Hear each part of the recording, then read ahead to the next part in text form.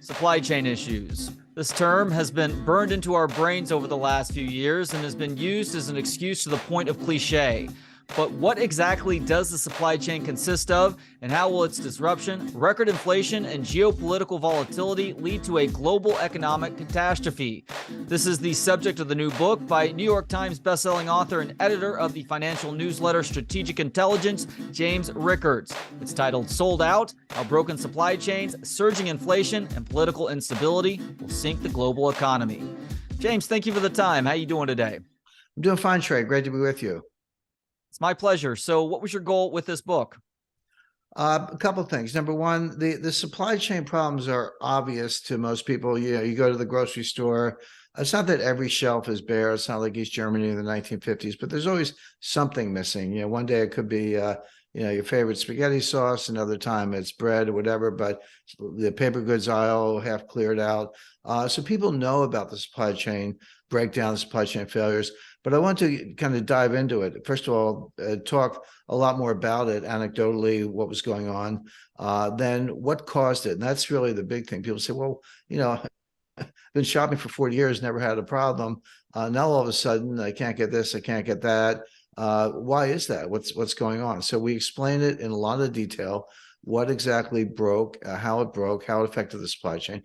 Then in chapter 3, we look forward and say, well, this is not coming back. The supply chain you're used to, all the choices, all the goods, et cetera, we're not getting back to that anytime soon. We will eventually, but it's going to take years to fix this. And the new supply chain, just from an economic point of view, will look very different, meaning different countries, different participants, et cetera. And then from there, when I was organizing this book last year with my editor, we talked about what you and I just discussed, which is the supply chain, what's going on, how it broke, what does the future look like. And my editor said, well, we have to have a chapter on inflation. I said, of course, the supply chain is causing the inflation.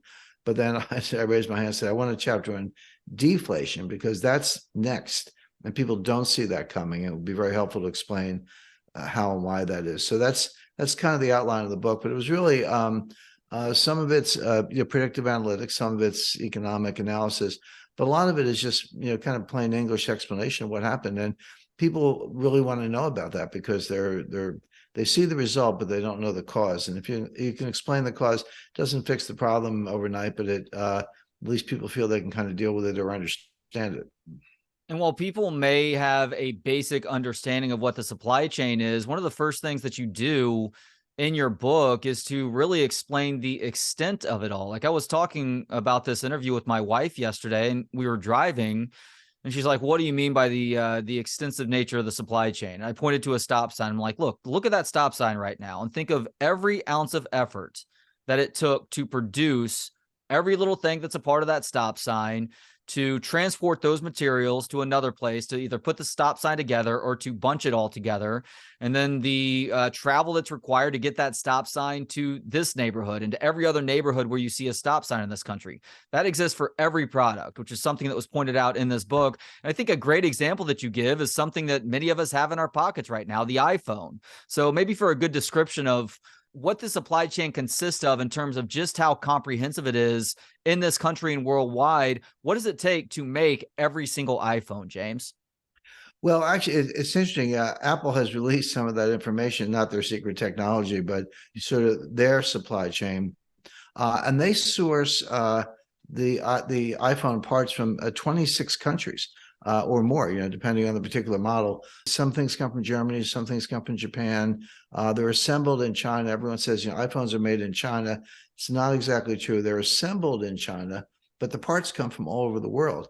And of course, the technology is developed in California, and they've got to be shipped to Brazil or whoever is buying it, et cetera. So that is quite an extensive supply chain.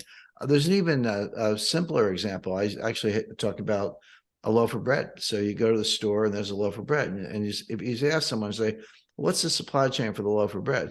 They'll say, well, there's a bakery on the other side of town. They bake it, they bring it over here, and I buy it.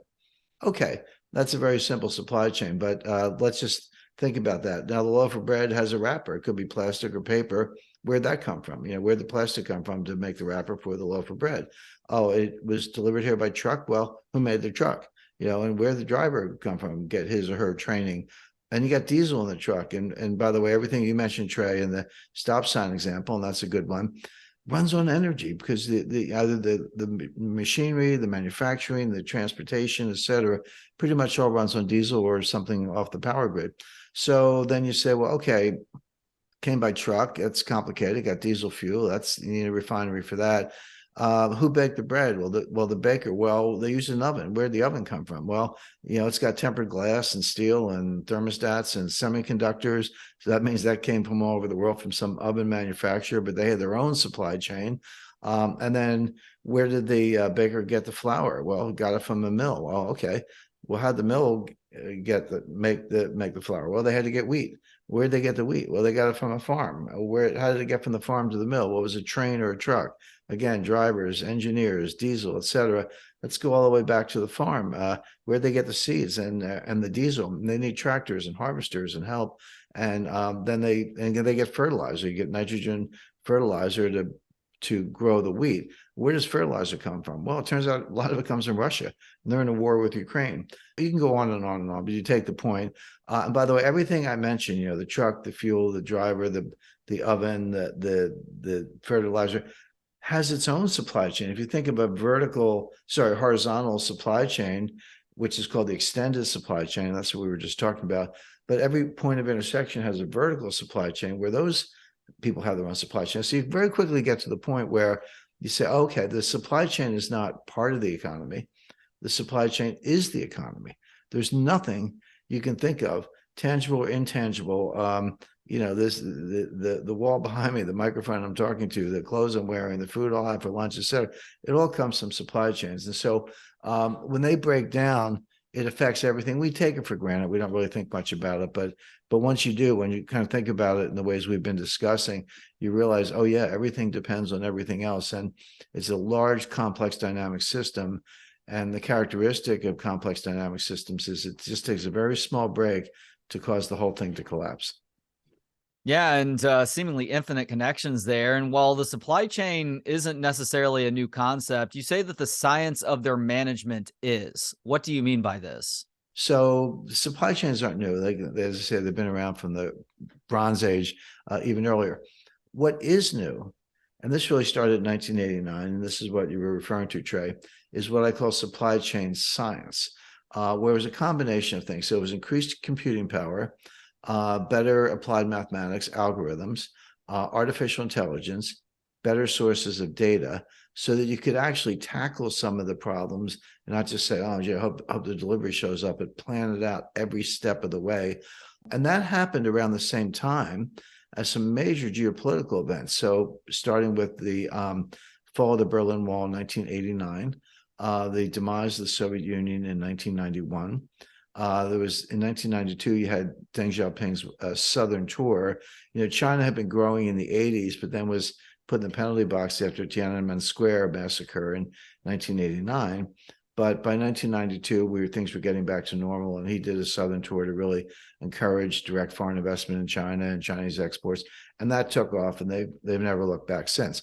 So, and that's when we went from kind of international trade and international finance to globalization. I remember in the 90s, my children and their peers and college friends and so forth were all talking about globalization. I've been doing international work for years, but that was kind of a new buzzword. But it really was different, because now, for the first time since before World War II, China was in the game, Russia was in the game.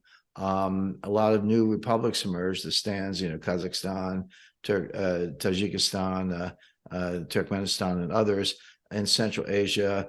The Iron Curtain was down, et cetera. So we had a true globalization and all this science, and that's when the supply chain science took off. Now, what was the goal?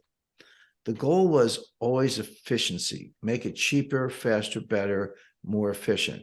And the supply chains now went from Chongqing to New York, or Shanghai to Amsterdam. These were 9,000-mile supply chains.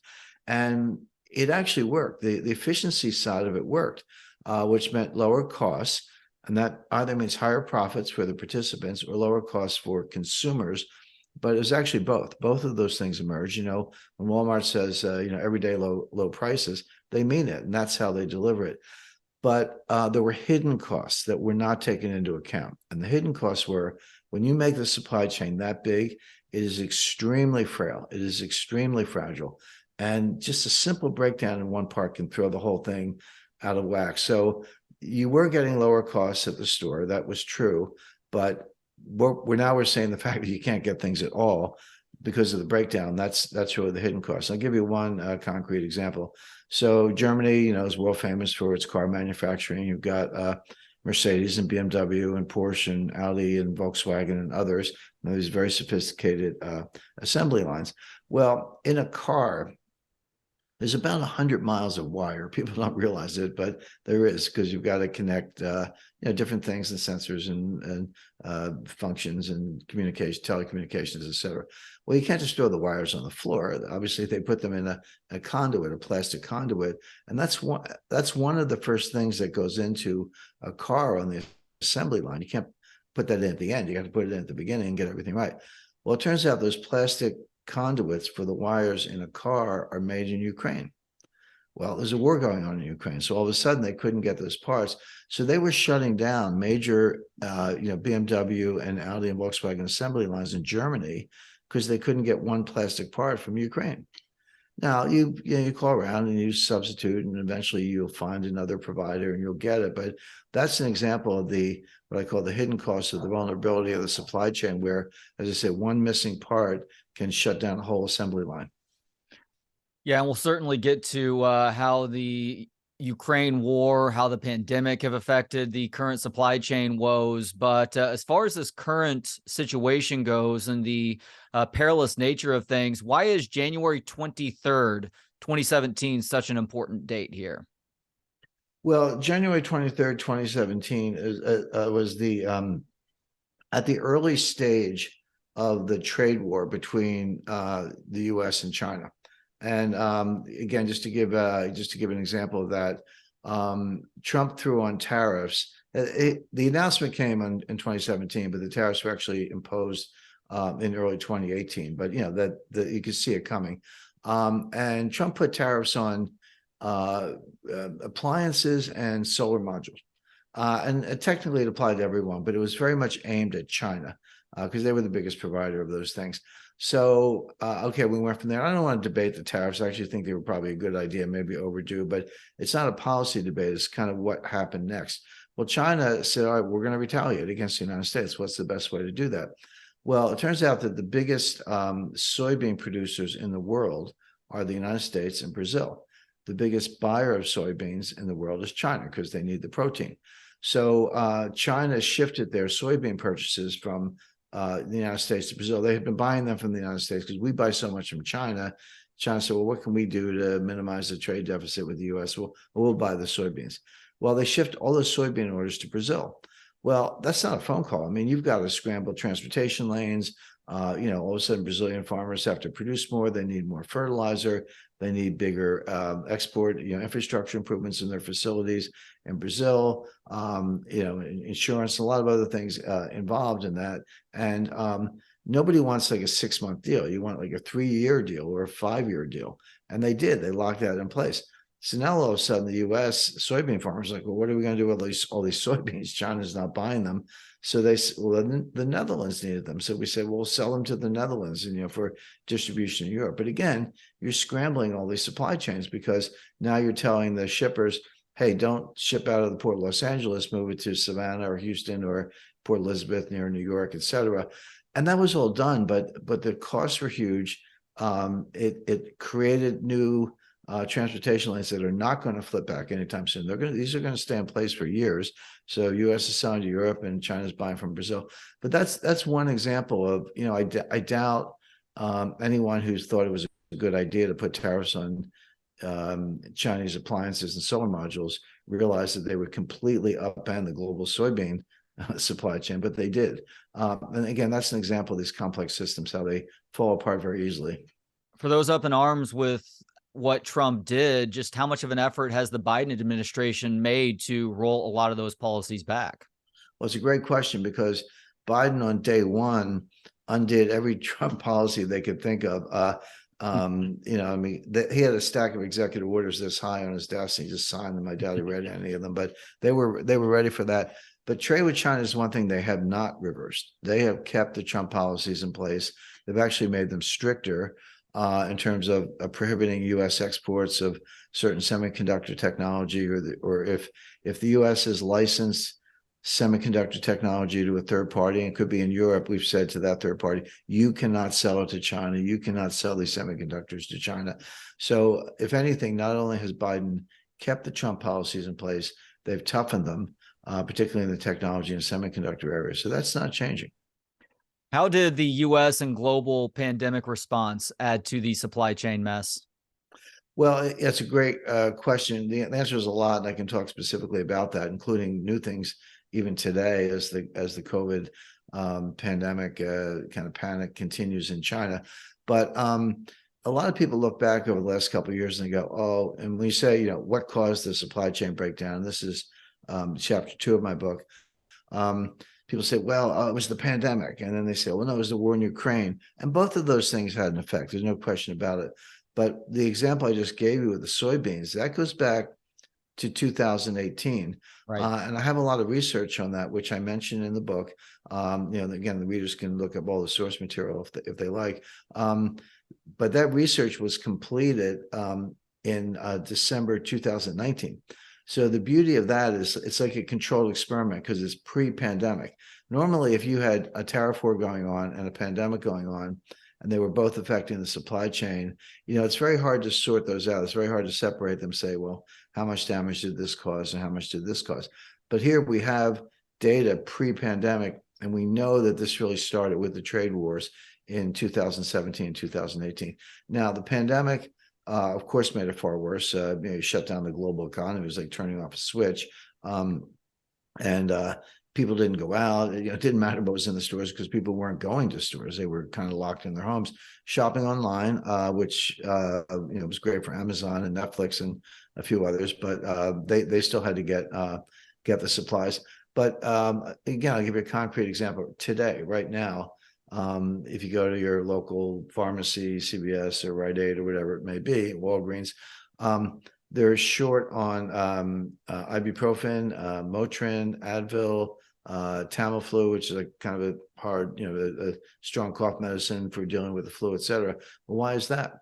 Well, the answer is that almost all of that is made in China. All those the drugs, the pain relievers and things you take for fever and flu and so forth are made in China. Well, China has had this ridiculous zero COVID policy for the last 3 years, where they just, they locked down Shanghai, 26 million people. They locked down Beijing, 22 million people. Nobody in, nobody out. You're locked in your home. Sometimes they even welded steel bars, I-beams, small I-beams in front of people's doors so they couldn't go outside. They had COVID testing tents every 2 or 3 blocks in the city. You couldn't be out unless you had a negative test, not more than 48 hours old, which meant you had to be tested 3 or 4 times a week just to walk around, not to mention the masks and all the other nonsense. So that's been going on for a long time. Well, that eventually got to be too much. They had riots, they had demonstrations, social unrest. Communists don't like that. It affects their legitimacy. So they said, okay, we're going to ease up on that. And yeah, they sugarcoat. They said, well, the other policy was such a success that now we can, ease up a little bit. I mean, they lie about everything, but that was what they said. Well, okay, so they've eased up on the zero COVID policy. Literally as of a couple of days ago, by the way. I mean, it took them till right now to realize how terrible of an idea it was, unless, like what you're saying, it's just more of an authoritarian display than it is actually trying to protect the people. That's exactly right. Everything we're talking about right now is just literally in a matter of days, just over the course of the past week. So, but the Chinese know their own system. They know that if they say, okay, we're not going to have zero COVID anymore, we're just going to let this thing rip and get to herd immunity, which is what they're going to have to do. They don't have the ICU units. They don't have the oxygen supplies. They don't have the hospital facilities. So people in China are running out, buying all these pain relievers we just talked about and hoarding them at home because they're going to have to treat themselves if they get COVID, which they will. Well, guess what? If the Chinese go out and buy 5 times as much, Advil or Motrin or ibuprofen, none of it's coming to the United States. And so we're getting the shortages. But again, what is a shortage of ibuprofen in CVS in the US have to do with the zero COVID policy in China? Well, we just explained it, but it demonstrates how these supply chains are so densely interconnected, so long and so vulnerable that a shock over here causes empty shelves over here. Yeah, and I think maybe the most profound impact of the pandemic on this country is something that you do talk about in this book as well, and that is very unnecessary draconian vaccine mandates continuing to be pushed in the face of evidence that contradicted the claim from early 2021 that vaccines keep an individual from catching or spreading COVID. Why was this such a bad thing as it pertains to the supply chain, James? Let me give a specific example to answer your question, Trey, about the supply chain. So there's something called avionics. What is that? Well, avionics are aviation electronics. So when you look in the cockpit of a plane and you see all these dials and gauges and switches and everything, radios and transmissions, that's what avionics are. It's the airborne communications.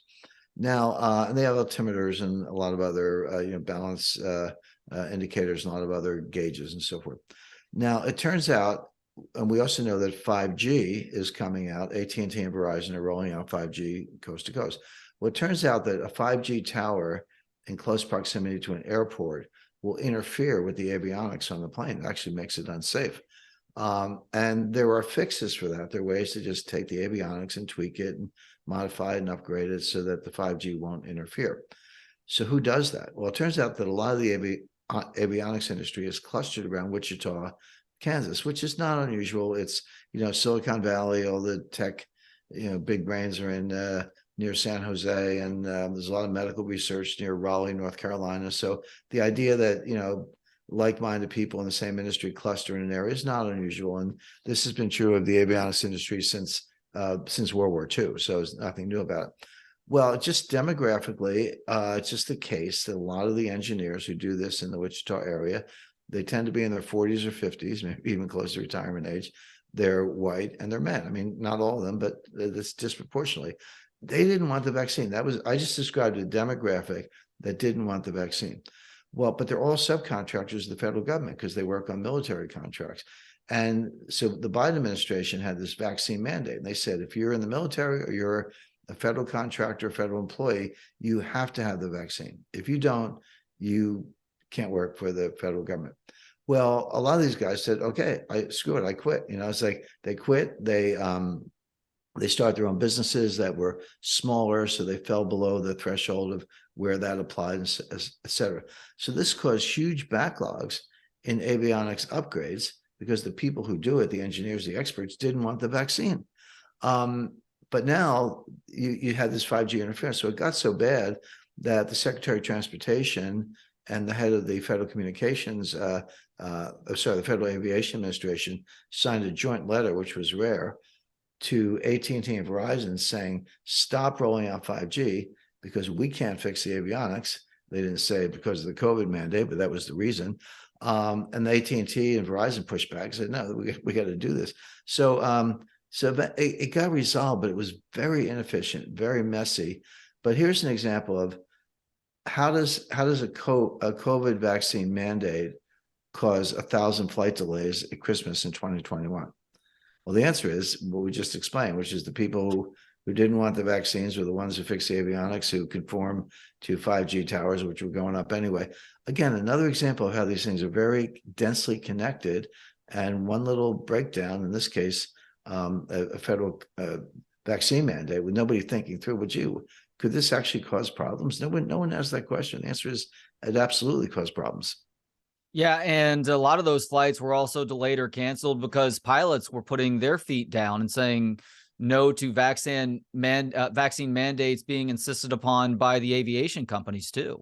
That's absolutely right. I talked about the avionics engineers, but you're right about the pilots. They're very. I know a lot of pilots. They're a very independent breed. They make good money, but they kind of go their own way and can be very stubborn at times. And yeah, they didn't want the vaccine mandate at all. And it gets worse because let's say you're 58, 59. You're a very seasoned pilot. You've been flying for 30 years, et cetera.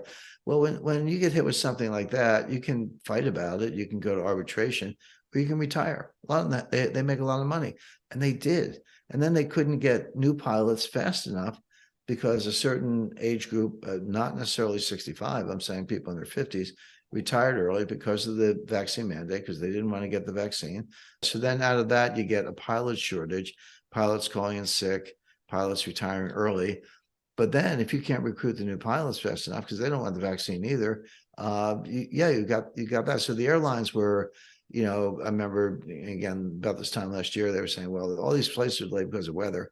Well, there's always weather. I mean, it wasn't weather. It was everything we're talking about. But by the way, the particular avionics function that they needed to upgrade because of the 5G interference was a sophisticated altimeter that told you how far off the ground you were. Well, in low visibility, if you can't see the horizon, you can't do that manually. You're relying on that altimeter, and that's exactly what was broken, basically. And they had to, what they call, placard them, basically disable them and try to do it visually. But in low visibility, you can't do that. Why is it commonly believed that shelves aren't as fully stocked because cargo vessels were backed up at the port of LA, when you say that narrative is mostly false? Well, around this time last year, there was, the supply chain was evident. There's still supply chain disruptions, but we're kind of, I wouldn't say used to it, but we're like, yeah, okay, it's messed up. But it was kind of new news in late 2021. So the Secretary of Commerce goes out to Los Angeles and meets with Gene Sirica, who's the head of the Port of Los Angeles. And they wanted to reassure Americans that things were great, And I remember Jen Psaki, press secretary at the time, saying, the White House, we saved Christmas, because the FedEx packages and the Amazon packages are being delivered. Well, it was true that a lot of the FedEx and Amazon packages were coming in on time. Not all of them, but they were. But that ignores the fact that the ordering is self-selective. In other words, if you're online shopping and you can't get something, you're not going to order it. You can't order it because it's not there. So of course the packages were on time because you could only order things that they could deliver. All the things they couldn't deliver never got ordered because they weren't there. And so that was a little bit of a mirage. But getting back to the port facility issue, they were saying, and they have all this data, and all these vessels have GPS. They know where they are. They know where they're trying to get, et cetera. And there were about 85 or so vessels, large container cargo vessels, backed up at the Port of Los Angeles. They couldn't unload because the facility, the place, you take the container off and you put it in like a parking lot. You can only stack them 6 high for safety reasons. The trucks couldn't get in to move them out because there was a trucker shortage and there were other regulatory impediments to that. So the vessels were just sitting there. So then that number dropped from approximately 85 down to 65 or so. So they said there's a 25% decline in the backup. We're not nearly as backed up as we were. And that was the press conference, right? It wasn't true. What happened was those vessels, they only counted vessels in a certain statistical area, about 50 miles offshore and 100 miles along the coast. The captains went down to Baja and anchored. They said, I'm not sitting off the coast of LA. It's too expensive. I don't need to. And they went outside the area. So what the Commerce Secretary was reporting is that the number of vessels in a specific area had gone down, which it did, but the number of total vessels had gone up. It was now over 90, close to 95. They just anchored a little further down. They moored a little further down in Baja. So the backup was actually Trans-Pacific. There were Ningbo is the port near Shanghai, one of the largest ports in the world. Yokohama, of course, a port near Tokyo. But there were vessels in Yokohama and Ningbo that didn't leave the dock because they said, what's the point of sailing across the Pacific Ocean if I just have to wait in line? It's less expensive just to stay where I am. So you had a trans-Pacific vessel traffic jam, and yet your Secretary of Commerce is out there saying the problem's solved. So again, it was just government propaganda. You really have to, again, this information is out there. You have to know where to look. There are certain transportation websites that will tell you this, but the government wasn't. The American Trucking Association, to a point you made a few minutes ago, says there's a shortage of 80,000 drivers right now, a number that is expected to double by 2030. Is there an obvious solution to this problem for you, James? Because short of, self-driving trucks, I don't see what is going to reverse this unfortunate trend. Well, there's not a ready solution there, and there are two causes for this. One is, again, we talked about pilots and avionics engineers. Well, truckers, the same thing, very independent breed, don't want the vaccines. They had to get, they were mandated to get the vaccines in many cases because they were either crossing the Mexican border or they were crossing the Canadian border. Remember, with NAFTA, you have a lot of, cross-border trucking deliveries, and Canada, Mexico, the United States separately all required anyone coming across the border, unless you're illegal and you cross the Rio Grande, that's a whole different issue, of course. But if you're a trucker coming through a legitimate port of entry, you had to have the vaccine. Well, they didn't in many cases, and they just said, "Well, I'll just sit home, or do local routes or whatever it is to avoid having to get the vaccine." In many cases, they retired early. Again, people think of 65 as a normal retirement age, and it probably is. But, 57, 58, 59 years old, you've been, a trucker for 30 years or whatever. They just said, the heck with it. I'm not putting up with this. And they quit or retired. So there was a shortage of truckers, of the senior truckers who were just dropping out of the labor force. Now, at the other end of the age spectrum, what about new drivers, recruiting new drivers? Well, what they see, Elon Musk and others have created these autopilots, these driverless trucks, and they're still kind of, they work. They're still kind of at the testing or experimental phase, but they're out there. So, and you really can't be a trucker until you're 21. But there are a lot of people between the ages of 18 and 21. They're thinking of career choices like, well, what do I want to do? And they're looking at the trucking industry and they're saying, wait a second, in a few years, they're going to have driverless trucks. It's not going to be, they're not going to need the drivers. So why would I go into an occupation that's going to be obsolete in a few years? The answer is you wouldn't. You'd go do something else, a lot of other things to do. So the older drivers are retiring or quitting early. The younger drivers are not coming in because they think they're going to be put out of work by driverless trucks. So there's no solution to the shortage. And you're right, the American Trucking Association is estimated about 80,000, but that's getting worse all the time.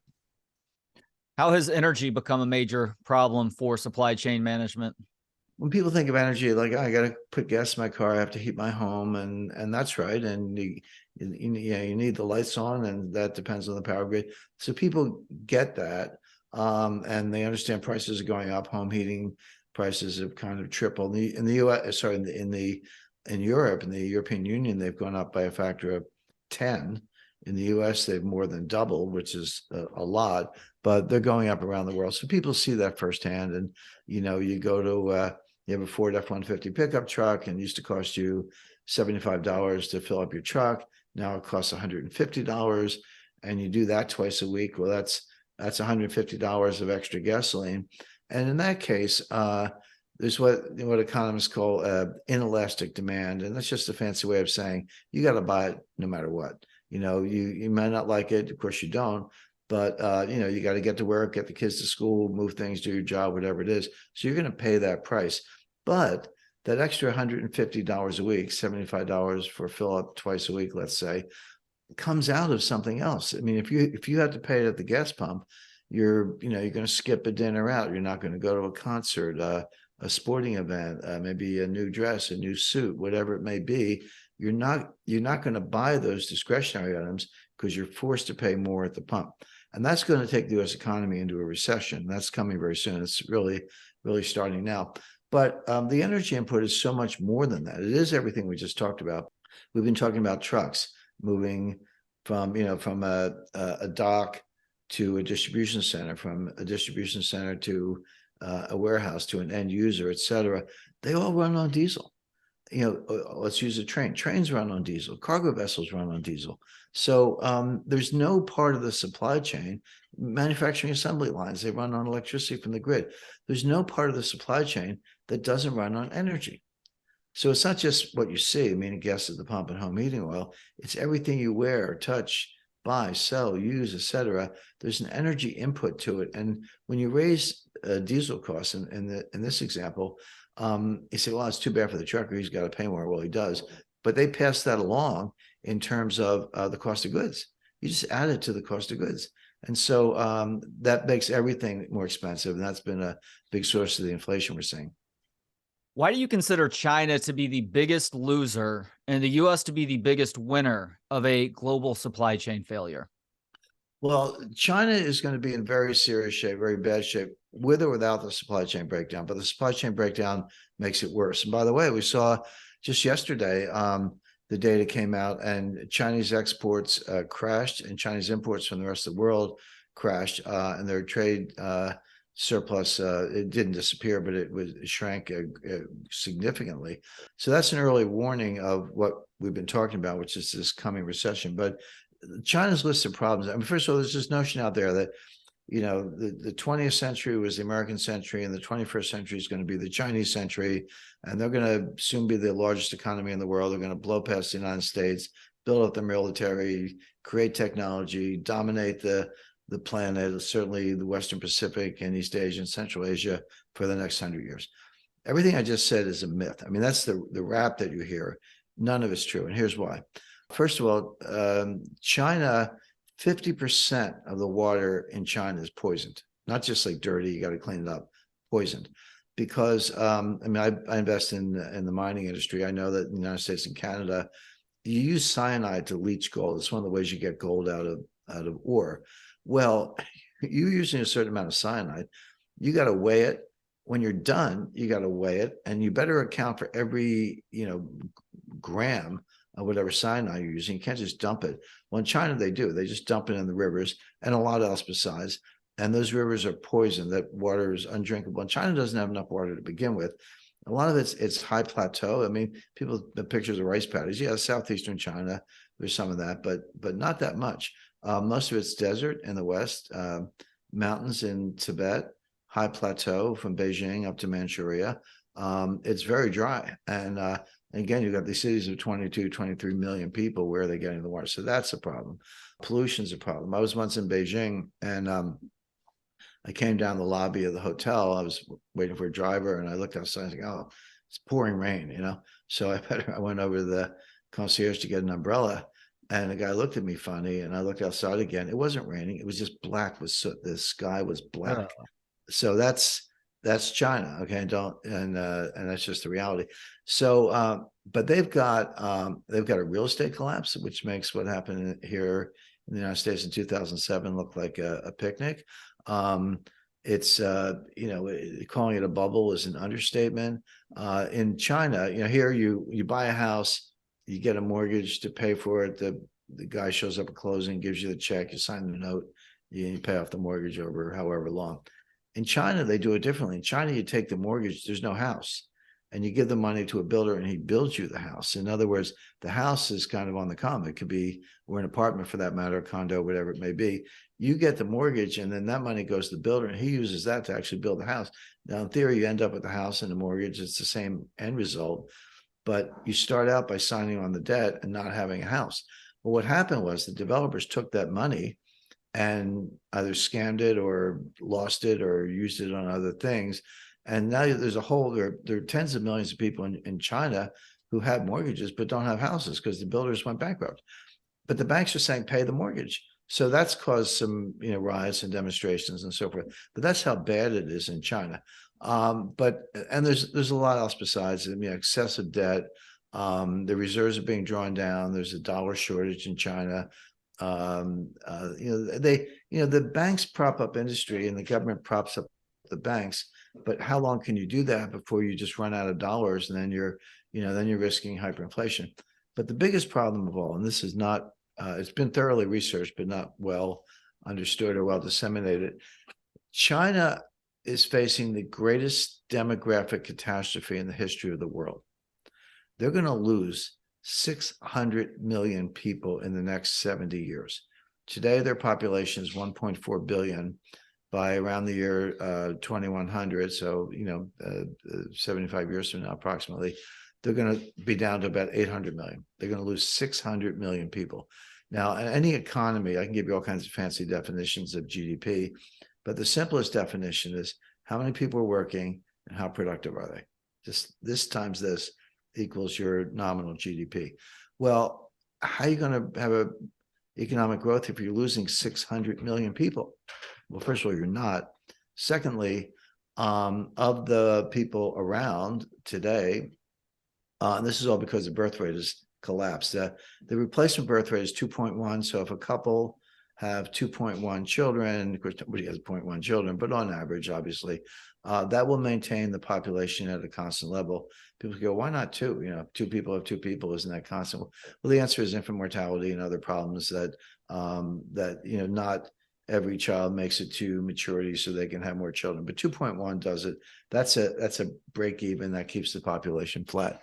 China, they lie about their statistics. They admit 1.7. Some estimates are 1.2. Some people think it could be below 1. They're just not having children. And by the way, the same is true around the world. This is a problem in the United States. We deal with it partly through immigration, which is a whole separate issue. But China's population is imploding. Now, here's the thing. It doesn't mean, but of those who are alive, they're getting older. So not only do you have no replacement birth rate on a declining population, but the people you do have are getting older. There's a very high correlation between people in their 70s, 80s, and 90s, and it gets worse as you get older, with Alzheimer's, Parkinson's disease, dementia, and various kinds of cognitive decline. I'll reserve my opinion on the current occupant of the White House, but the point being that is a correlation. Those are incurable diseases. They're progressive diseases, meaning they get worse. You can't cure them. So what do? Well, you have caretakers. And so as the population ages and as the cognitive decline increases, more and more of the population are going to have to be caregivers to that older population, that octogenarian, the nonagenarian population. That's a very worthy occupation, but it doesn't lend itself to productivity gains. Giving someone a bath hasn't changed in 5,000 years. I mean, robots don't do baths. The biggest innovation was around 1870, 1940. We got indoor plumbing and hot water. Okay, nice going. That's great. But that's about it. So you have a rapidly declining population with a rapidly aging population at the same time, vastly increased cognitive decline, dementia, and more people taking care of those older people, which means they can't be in the factory making iPhones. So this is worse than the Black Death of the 14th century, worse than the 30 Years' War, worse than the Spanish flu by an orders of magnitude. And tell me how you're going to drive your economy with that future. And the answer is you can't. So China's in a very long term, meaning multi-century state of decline, economically, financially, demographically, from a pollution perspective, and otherwise. It'll be a complete basket case. That doesn't mean they're not dangerous. In fact, there's some theory that they may be more dangerous because if you were on an increasing path, so you were getting stronger, more productive, more technology, et cetera, and you want to do something like invade Taiwan or confront the United States in the South China Sea, you would wait. You say, well, hey, I think the U.S. is in decline. We're on the rise. Why not wait until we get even stronger so our chances of success go up? But if you were on a declining path, and there's the theory I'm describing, the two scholars, Hal Brands and Michael Beckey, advanced this. They call it peak China. And the idea is it's not that China's stronger than the United States today. They're not. But this may be as good as it gets. That decline that's coming in the near future, already started now, is going to make it less likely that they'll have success. So they might, if you're China and you're thinking about invading Taiwan, there might be no better time to do it than right now. And we saw this in 1939 with Japan, and of course in 1941 when they attacked Pearl Harbor. Nobody thought Japan was more powerful than the United States, but they said the U.S. is getting on a war footing. President Roosevelt was building up the military. They said this is our best chance. Same thing with Germany in World War I. Nobody thought the German fleet was stronger than the Royal Navy. They weren't, but Germany said, correctly, hey, this is as good as it gets for us. If we're going to do it now. So China may do something similar in Taiwan, which has obviously that'll make the supply chain breakdown seem like I could say a picnic. But no, China's in a long-term state of decline. It's going to get a lot worse. Yeah, and a lot of people may not realize this, but Taiwan is pretty singularly responsible for semiconductors, which is what helps this world to operate. Does the announcement that was made by Apple with regards to putting semiconductor plants in Arizona, how much does that accelerate potentially the timeline for China trying to invade Taiwan, knowing the control that they would have over a technology that is so important to the rest of the world? It's definitely a factor. Apple's doing that. It's not the kind of thing you can do overnight. Obviously, the The Foxconn iPhone assembly plant, other Apple product assembly plants in China are huge. But yeah, they are starting to shift some of the production to India. They'll be looking at other places in Southeast Asia, Malaysia, and elsewhere. But there's something else kind of going to your Trey, going to your semiconductor point. So the largest, most sophisticated semiconductor company in the world by far is Taiwan Semiconductor Manufacturing Corporation in Taiwan. In recent months, they've announced $40 billion of new investment in semiconductor fabrication plants, what they call fabs, in Arizona, the Phoenix area. So wait a second, and these are going to be like 3 and 5 nanometer production facilities, the most sophisticated in the world. Like, wait a second, you're Taiwan Semiconductor. You could build this in Taiwan. You could build it in China. You could build it in a lot of places. Why are you building it in Arizona? It's exactly what we've been talking about, which is these stretched, extended supply chains are so vulnerable that you have to shorten them. Get closer to customers. This is going to be very good news for the U.S. economy, by the way. I think we're going to be in a really bad recession next year, but over a 3 to 5 year horizon, it's very good news. This is onshoring. Some people call it friendshoring, but these are high-paying jobs. These are, not everyone's a PhD engineer, but if you're working in that plant, you've got some training and it's skilled work, high wages, good benefits, et cetera. So that's good. But so what's Taiwan Semiconductor thinking? Well, they're saying, to your point, the U.S. military has something called the broken nest theory. And the broken nest theory is based on a Chinese proverb. It says, if the nest is broken, how can the eggs survive? And the answer, of course, is they can't. The eggs will be broken too. So if China invades Taiwan, the U.S. military is going to destroy Taiwan Semiconductor, all their facilities, all of them, burned to the ground, bombed, whatever it takes, because we don't want the Chinese to get them. Now, Taiwan Semiconductor knows this. So they're like, okay, we want to survive as a company. We'll start our plants, building our plants in Arizona. So this is an example of whether you want to call it onshoring, friendshoring, shortened supply chains, whatever. It's going to raise costs somewhat, but we never count the invisible costs. So the visible costs, reduce costs and transportation costs, et cetera, they're apparent. They show up in, cheaper costs for consumers. But the invisible costs, the kinds of things we're talking about, things being destroyed, supply chains breaking down, goods not being available at all, they're going to be reduced. So it's a good trade. And again, very negative for China, very good for the United States. Gosh, I hate that we haven't gotten to inflation yet and its role in the supply chain and vice versa. Also, deflation and then supply chain 2.0. But all the more reason for people to go out and buy the new book, Sold Out: How Broken Supply Chains, Surging Inflation, and Political Instability Will Sink the Global Economy. He is James Rickards, nice enough to join me for the hour to talk about things. James, thank you so much for the time today, and thank you for this book. Thanks, Trey. Thanks to Gentleman Jesus for the intro and outro music. Hear more of his work at gentlemanjesus.com. Thanks to you for tuning in. For more of the show and to connect on social media, visit booksonpod.com. We'll talk to you next time. Books on Pod.